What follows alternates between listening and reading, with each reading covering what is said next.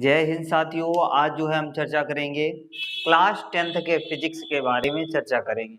जैसा कि ये पार्ट थर्ड है, पार्ट थर्ड में हमने पहले और सेकंड पार्ट्स में हमने कुछ डिफिनेशंस के बारे में बता दिया था। जैसे पहले चैप्टर में प्रकाश परावर्तन, दूसरे सेशन में प्रतिबिंब के प्रकार, ठीक है, और दर्पण के प्रकार, इन सब के बारे में चर्चा की थी। अब हम दर्पण संबंधित कुछ परिभाषाओं पर चर्चा करते हैं। बहुत ही ध्यान से समझना, सारी चीजें शुरू से अंत तक देना है। यदि चैनल पसंद आए, यदि कंटेंट अच्छा लगे तो सब्सक्राइब करें, लाइक करें। तो आप लोगों लाइक सब्सक्राइब नहीं करते हो तो करते रहिए भैया। तो मेहनत इतनी कर रहे हैं तो मेहनत को कुछ फल तो कम से कम दे ही सकते हो भैया, आशीर्वाद के रूप में। तुम हमारे बड़े भैया हो, है ना। तो हम बात करते हैं गोली दर्पण संबंधित कुछ परिभाषाओं के बारे में हम चर्चा करते हैं। जैसे कि वक्रता केंद्र की बात करें, सेंटर ऑफ कार्वेचर की बात करें, तो उस गोले का केंद्र उस गोले का केंद्र, ये कोई गोला है, उस गोले का केंद्र जिसका कि दर्पण एक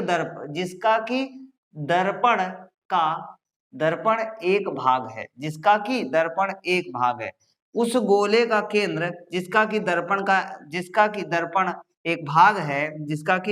एक भाग है, वक्रता केंद्र कहलाता है। इसे सी से प्रदर्शित करते हैं। अर्थात कहने का मतलब ये है कि इस जो गोले का केंद्र होता है, गोले के केंद्र बिंदु को ही वक्रता केंद्र कहते हैं, ठीक है। तो यहाँ पर इसे सी से प्रदर्शित करते हैं। आगे बात करें हम कि वक्रता त्रिज्या की, उस गोले की त्रिज्या, क्या भैया, उस गोले की त्रिज्या जिसका कि एक भाग है, उस गोले की त्रिज्या, ये देखो, उस गोले की त्रिज्या जिसका कि एक भाग है, वक्रता त्रिज्या कहलाती है। इसे आर से प्रदर्शित किया जाता है। अर्थात दूसरी प्रकार से परिभाषा को परिभाषित किया जाए तो दूसरी प्रकार से परिभाषा को भी परिभाषित किया जा सकता है। वक्रता केंद्र और ध्रुव के बीच की दूरी को वक्रता त्रिज्या कहते हैं। वक्रता केंद्र और ध्रुव के बीच की दूरी को वक्रता त्रिज्या कहते हैं। इसे आर से प्रदर्शित करते हैं। ऐसे भी लिख सकते हो, ये भी गलत नहीं होगी, 100% श्योर है, ठीक है। अब बात करते हैं आगे। इतनी बात क्लियर हुई कि नहीं क्लियर हुई? उस गोले की त्रिज्या जिसका कि दर्पण एक भाग है, वक्रता त्रिज्या कहलाता है, ठीक। इसे आर से प्रदर्शित किया। अब बात करते हैं ध्रुव की, ठीक है। क्या बात करते हैं? ध्रुव। तो परावर्तक तल के, ये जितना परावर्तक तल है यानी जितने में पॉलिश है, परावर्तक तल के मध्य बिंदु को दर्पण का ध्रुव कहते हैं। परावर्तक तल के मध्य बिंदु को दर्पण का ध्रुव कहते हैं। इसे पी से प्रदर्शित करते हैं। परावर्तक का मतलब होता है जिसमें पॉलिश लगी होती है, उतने वाले भाग का जो बीच का पॉइंट होता है उसे पोल कहते हैं, यानी ध्रुव कहते हैं। यदि बात क्लियर हुई कि नहीं क्लियर हुई? क्लियर हुई, ठीक। अब देखो आगे हम बात करते हैं प्रिंसिपल एक्सिस यानी मुख्य अक्ष क्या होता है। तो दर्पण के ध्रुव तथा वक्रता केंद्र को मिलाने वाली रेखा को, दर्पण के ध्रुव और वक्रता केंद्र, ये रेखा जो है इसको मिलाने वाली रेखा को मुख्य अक्ष कहते हैं, ठीक है। दर्पण के ध्रुव और वक्रता केंद्र को मिलाने वाली रेखा को दर्पण का ध्रुव कहते हैं। ठीक, बात समझ में आई कि नहीं? सॉरी, दर्पण के ध्रुव तथा वक्रता केंद्र को मिलाने वाली रेखा को मुख्य अक्ष कहते हैं। Are called to principal axis, यानी फिर से बात समझो, दर्पण के ध्रुव और वक्रता केंद्र को मिलाने वाली रेखा को दर्पण का ध्रुव कहते हैं। इतनी बात क्लियर हुई, ठीक। अब हम बात करते हैं दर्पण का द्वारक, ठीक है, अपर्चर ऑफ मिरर, ठीक है। अपर्चर ऑफ मिरर की बात करते हैं। परावर्तक तल के व्यास को, भैया ध्यान देना, इस परावर्तक तल के व्यास को, मतलब यानी ये इतनी त्रिज्या होगी, ये पूरी व्यास होगी, त्रिज्या का दोगुना व्यास होता है। तो मतलब कहने का, परावर्तक तल के व्यास इतने वाले पूरे भाग को क्या कहते हैं? दर्पण का द्वारक कहते हैं। इसे M1 M2 के द्वारा प्रदर्शित किया गया, दिखाया गया है। ये M1 AM2 ये M1 AM2 है। तो कहने का मतलब ये है, दर्पण का द्वारक क्या होगा? परावर्तक तल के व्यास को दर्पण का द्वारक कहते हैं। अब आगे चलते हैं 6वें नंबर पे, ठीक है।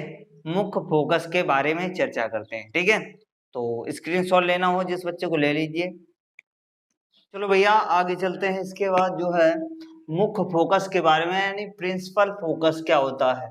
ठीक है, तो यहाँ पर समझना बिल्कुल ध्यान से। ये हमने मिरर लिया है, कौन सा मिरर है, कॉनकेव मिरर है, और ये कॉन्वेक्स मिरर है, यानी अवतल दर्पण उत्तल दर्पण। ठीक है, अब इसमें देखो मुख्य अक्ष के समांतर दो प्रकाश की किरणें डाली गई हैं, एक ये है एक ये है और एक इसे भी मान लेते हैं। तो मुख्य अक्ष के समांतर चलने वाली प्रकाश की किरण परावर्तन के पश्चात यहाँ जैसे ही टकराए उसके बाद परावर्तित हो गई। परावर्तन के पश्चात दोनों प्रकाश की किरणें जहां पर मिलती हैं, जिस बिंदु पर मिलती हैं, उसे उस बिंदु का मुख्य फोकस कहते हैं। ठीक है, क्या फिर से, मुख्य अक्ष के समांतर चलने वाली प्रकाश की किरण, दर्पण के मुख्य अक्ष के समांतर चलने वाली प्रकाश की किरण परावर्तन के पश्चात जिस बिंदु पर मिलती, अब देखो इसमें भी देखो मुख्य अक्ष के समांतर चलने वाली प्रकाश की किरण परावर्तन के पश्चात, ये देखो यहाँ से रिफ्लेक्ट हो गई, यहाँ से परावर्तित हो गए। अब भैया जब परावर्तित हो गए तो प्रकाश अंदर जाएगा नहीं, तो हमने उसके लिए काल्पनिक रेखाएं खींच ली। काल्पनिक, यदि यार ये पेंट ना लगा होता, ये पॉलिश ना लगी होती तो प्रकाश ऐसे जाता, ये पॉलिश ना लगी होती तो प्रकाश ऐसे जाता, अर्थात कहीं ना कहीं ये जाके मिलती। अब जहां पर मिलती वहीं पर क्या बनता, इमेज बनता, यानी प्रतिबिंब बनता। तो अब बात करते हैं सबसे पहले, तो मुख्य अक्ष के समांतर चलने वाले प्रकाश की किरण परावर्तन के पश्चात जिस बिंदु पर मिलती, अब देखो जिस बिंदु पर वास्तव में मिलती है यहाँ पर, और यहाँ पर मिलती हुई प्रतीत होती है, अर्थात दोनों में डिफरेंस क्या है, ये रियल इमेज है और ये वर्चुअल इमेज है, यानी वास्तविक प्रतिबिंब है और ये आभासी प्रतिबिंब है। ऐसा काल्पनिक जो है इमेज का निर्माण हुआ है। इतनी बात क्लियर हुई कि नहीं क्लियर हुई? तो परिभाषा फिर से परिभाषित कर देते हैं। मुख्य अक्ष के समांतर चलने वाली प्रकाश की किरण परावर्तन के पश्चात जिस बिंदु पर मिलती अथवा मिलती हुई प्रतीत होती है, उसे उस बिंदु का प्रतिबिंब कहते हैं, सॉरी मुख्य फोकस कहते हैं। ठीक है, इसे एफ से डिनोट किया जाता है, इसे कैपिटल एफ से डिनोट किया, जैसा कि ये एक है और एक ये। ठीक है, एफ से डिनोट किया। अब दोनों दर्पणों के लिए प्रतिबिंब जो है अलग अलग बनता है, एक का वास्तविक बनता है, एक का आभासी बनता है। ठीक है, अब बात करते हैं फोकस दूरी, फोकस लेंथ, ये क्या होती है, अर्थात यहां से हम यदि मेजर करें, यहां से कहां से, यहां से यहां तक की दूरी, कहां तक, ध्रुव तक की दूरी को फोकस दूरी कहते हैं। अर्थात क्या, यहां से लेकर यहां, ये जो ध्रुव है, यहां तक की दूरी को फोकस दूरी कहते हैं। बात समझ में आ रही है? अर्थात क्या परिभाषा होगी, मुख्य फोकस और ध्रुव के बीच की दूरी को फोकस दूरी कहते हैं। यदि इसे स्मॉल एफ से प्रदर्शित किया जाता है, ये बात क्लियर हो गई। अब हम बात करते हैं एक व्यंजक के बारे में, जो कि व्यंजक बहुत ज्यादा न्यूमेरिकल की दृष्टि से अत्यधिक इम्पोर्टेंट है, अत्यधिक महत्वपूर्ण है, तो उसके बारे में हम चर्चा करते हैं। वक्रता, त्रिज्या और फोकस दूरी में संबंध, relation between radius of curvature and focus length. ठीक है, तो फोकस दूरी वक्रता त्रिज्या की आधी होती है, फोकस दूरी वक्रता त्रिज्या की आधी होती है, यानी f is equal to R by two, f is equal to R by two, R बराबर 2f हो जाएगा। इससे बहुत सारे न्यूमेरिकल पूछे जाते हैं, तो न्यूमेरिकलों एक दो न्यूमेरिकल की हम बात कर लेते हैं। यदि यार क्वेश्चन पूछ ले, यदि किसी अवतल दर्पण की वक्रता त्रिज्या 10 सेंटीमीटर है, 10 सेंटीमीटर है, तो उस दर्पण की फोकस दूरी क्या होगी, फोकस दूरी क्या होगी, क्या होगी, ऐसा क्वेश्चन पूछ लेता है एग्जाम में। ठीक है, तो इस बात को विशेष करके ध्यान रखना। तो यहाँ हम बात करते हैं F is equal to, R का मान कितना है 10/2, 5 सेंटीमीटर आ जाएगा। ठीक है, तो इस प्रकार से निकाला जाता है, इसके बारे में जो है डिटेल में बताएंगे आगे। तो यहाँ तक स्क्रीनशॉट लेना हो जिस बच्चे को ले लो। आगे चलते हैं, यहाँ पर हम बात करते हैं दूरी नापने के निर्देशांक ज्यामिति की चिन्ह परिपाटी, इसके बारे में हम चर्चा करते हैं। जैसा कि दर्पण पर प्रकाश किरण सदैव बाईं ओर से डाली जाती है।